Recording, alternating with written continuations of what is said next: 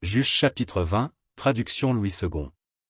Tous les enfants d'Israël sortirent, depuis Dan jusqu'à Bir-Shéba et au pays de Galad, et l'assemblée se réunit comme un seul homme devant l'Éternel, à Mitzpa. Les chefs de tout le peuple, toutes les tribus d'Israël, se présentèrent dans l'assemblée du peuple de Dieu, 400 000 hommes de pied, tirant l'épée. Et les fils de Benjamin apprirent que les enfants d'Israël étaient montés à Mitzpa. Les enfants d'Israël dirent, Parlez, comment ce crime a-t-il été commis?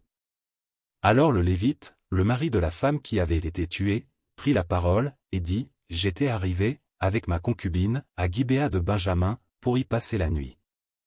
Les habitants de Gibéa se sont soulevés contre moi, et ont entouré pendant la nuit la maison où j'étais. Ils avaient l'intention de me tuer, et ils ont fait violence à ma concubine, et elle est morte. J'ai saisi ma concubine, et je l'ai coupée en morceaux, que j'ai envoyés dans tout le territoire de l'héritage d'Israël, car ils ont commis un crime et une infamie en Israël. Vous voici tous, enfants d'Israël, consultez-vous, et prenez ici une décision.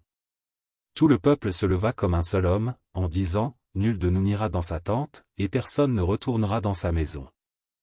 Voici maintenant ce que nous ferons à Gibéa, nous marcherons contre elle d'après le sort.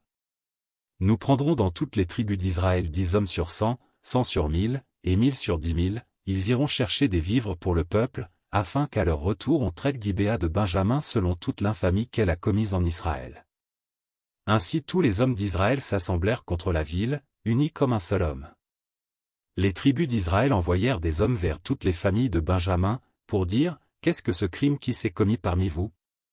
Livrez maintenant les gens pervers qui sont à Gibéa, afin que nous les fassions mourir et que nous ôtions le mal du milieu d'Israël. Mais les Benjamites ne voulurent point écouter la voix de leurs frères, les enfants d'Israël.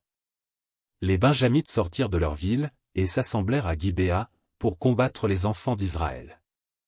Le dénombrement que l'on fit en ce jour des Benjamites sortis des villes fut de 26 000 hommes, tirant l'épée, sans compter les habitants de Gibéa formant 700 hommes d'élite. Parmi tout ce peuple, il y avait 700 hommes d'élite qui ne se servaient pas de la main droite, tous cela pouvaient, en lançant une pierre avec la fronde, viser à un cheveu sans le manquer.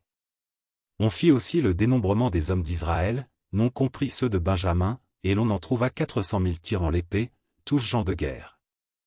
Et les enfants d'Israël se levèrent, montèrent à Béthel, et consultèrent Dieu, en disant, Qui de nous montrera le premier pour combattre les fils de Benjamin? L'Éternel répondit, Juda montra le premier. Dès le matin, les enfants d'Israël se mirent en marche, et ils campèrent près de Gibéa. Et les hommes d'Israël s'avancèrent pour combattre ceux de Benjamin, et ils se rangèrent en bataille contre eux devant Gibéa. Les fils de Benjamin sortirent de Gibéa, et ils étendirent sur le sol ce jour-là 22 000 hommes d'Israël. Le peuple, les hommes d'Israël reprirent courage, et ils se rangèrent de nouveau en bataille dans le lieu où ils s'étaient placés le premier jour. Et les enfants d'Israël montèrent, et ils pleurèrent devant l'Éternel jusqu'au soir, ils consultèrent l'Éternel, en disant, Dois-je m'avancer encore pour combattre les fils de Benjamin, mon frère? L'Éternel répondit, Montez contre lui. Les enfants d'Israël s'avancèrent contre les fils de Benjamin, le second jour. Et ce même jour, les Benjamites sortirent de Gibéa à leur rencontre, et ils étendirent encore sur le sol 18 000 hommes des enfants d'Israël, tous tirant l'épée. Tous les enfants d'Israël et tout le peuple montèrent et vinrent à Béthel, ils pleurèrent et restèrent là devant l'Éternel, ils jeûnèrent en ce jour jusqu'au soir, et ils offrirent des holocaustes et des sacrifices d'action de grâce devant l'Éternel. Et les enfants d'Israël consultèrent l'Éternel, c'était là que se trouvait alors l'arche de l'alliance de Dieu. Et c'était Phiné, fils d'Éléazar, fils d'Aaron, qui se tenait à cette époque en présence de Dieu, et ils dirent, Dois-je marcher encore pour combattre les fils de Benjamin, mon frère, ou dois-je m'en abstenir? L'Éternel répondit, Montez, car demain je les livrerai entre vos mains. Alors Israël plaça une embuscade autour de Gibéa. Les enfants d'Israël montèrent contre les fils de Benjamin, le troisième jour, et ils se rangèrent en bataille devant Gibéa, comme les autres fois. Et les fils de Benjamin sortirent à la rencontre du peuple, et ils se laissèrent attirer loin de la ville.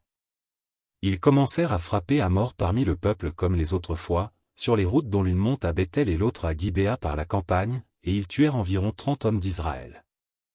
Les fils de Benjamin disaient, Les voilà battus devant nous comme auparavant. Mais les enfants d'Israël disaient, Fuyons, et attirons-les loin de la ville dans les chemins.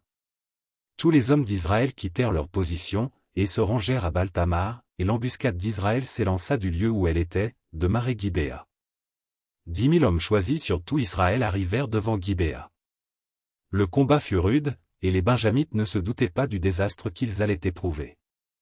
L'Éternel battit Benjamin devant Israël, et les enfants d'Israël tuèrent ce jour-là 25 100 hommes de Benjamin, tous tirant l'épée. Les fils de Benjamin regardaient comme battus les hommes d'Israël, qui cédaient du terrain à Benjamin et se reposaient sur l'embuscade qu'ils avaient placée contre Gibéa. Les gens en embuscade se jetèrent promptement sur Gibéa, ils se portèrent en avant et frappèrent toute la ville du tranchant de l'épée. Suivant un signal convenu avec les hommes d'Israël, ceux de l'embuscade devaient faire monter de la ville une épaisse fumée. Les hommes d'Israël firent alors volte-face dans la bataille. Les Benjamites leur avaient tué déjà environ 30 hommes, et ils disaient, « Certainement les voilà battus devant nous comme dans le premier combat. » Cependant une épaisse colonne de fumée commençait à s'élever de la ville. Les Benjamites regardèrent derrière eux, et voici, de la ville entière les flammes montaient vers le ciel.